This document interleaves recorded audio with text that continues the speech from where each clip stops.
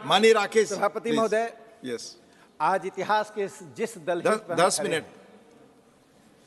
वह सामान्य दलहीज नहीं है। सभापति महोदय, जिन 3 कानूनों को साम्राज्यवादियों ने साम्राज्यवाद के हित में लिखा था, आईपीसी, सीआरपीसी और इंडियन एविडेंस एक्ट, जिसे हाउस ऑफ कॉमन्स और हाउस ऑफ लॉर्ड्स ने पारित किया था, जिसे भारतीयों को दासता के बंधन में दमन के साथ बनाकर रखने के लिए बनाया गया था, आज उन 3 कानूनों को परिवर्तित ही नहीं किया जा रहा। 3 कानूनों को पूरी तरह से खारिज करके 3 नए कानून को बनाया जा रहा है। प्रधानमंत्री नरेंद्र मोदी जी इस देश में डीकोलोनाइजेशन का एक नया इतिहास लिख रहे हैं। सभापति महोदय, इन कानूनों को बनाने में जो परिश्रम हुआ, उसकी मैं एक छोटी सी झांकी बताना चाहता हूं, जिसे कल माननीय गृह मंत्री अमित शाह जी ने लोकसभा में बताया था। 18 राज्यों ने, 16 उच्च न्यायालयों ने, सर्वोच्च न्यायालय ने, 22 लॉ यूनिवर्सिटीज ने, 5 विधिवेत्ताओं ने जो शिक्षाविद हैं, और 200 आईपीएस ऑफिसर्स ने, करीब 40 सांसदों ने और स्टैंडिंग कमेटी के साथ 3200 सुझाव आए। इन 3200 सुझावों में से इन 3 कानूनों को बनाया जा रहा है।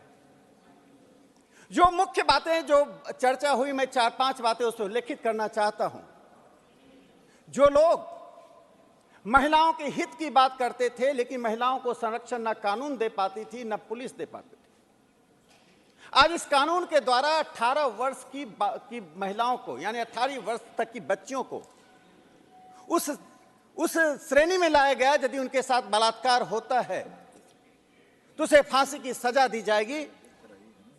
0 एफआईआर और एस्कॉन्डिंग यानी फरार होने की जो संख्या थी, अपराध की संख्या 19 थी, उसे बढ़ाकर 120 कर दी गई है। सभापति महोदय, जो बुनियादी परिवर्तन हुआ है, उस बुनियादी परिवर्तन से समाज के सबसे हाशिए के लोग, महिलाओं को और भारतीय परिवेश में आ रही नई चुनौतियों का सामना करने में तीनों कानून सामर्थ्य होंगे। कांग्रेस के शासनकाल में 58 साल तक इस देश में कांग्रेस पार्टी ने राज किया।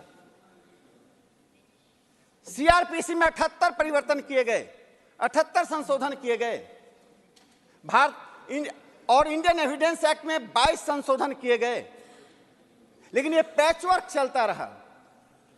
इस पैचवर्क से अलग हटकर माननीय प्रधानमंत्री नरेंद्र मोदी जी ने और माननीय गृह मंत्री श्री अमित शाह जी ने इन तीनों कानूनों में आमूल चूल परिवर्तन किया। सीआरपीसी के 177 धाराओं को, सेक्शन को समाप्त कर में बदलाव लाया गया है, 24 को हटा दिया गया है। इंडियन एविडेंस एक्ट में लगभग 24 धाराओं में परिवर्तन किया गया है, 6 धाराओं को हटा दिया गया है। इन सभी बातों को कहते हुए मैं जिस बात को रेखांकित करना चाहता हूं, लोकतांत्रिक तरीके से इस देश के हित में, इस देश के संदर्भ में जो 3 कानून बने हैं, उसका आधार क्या है?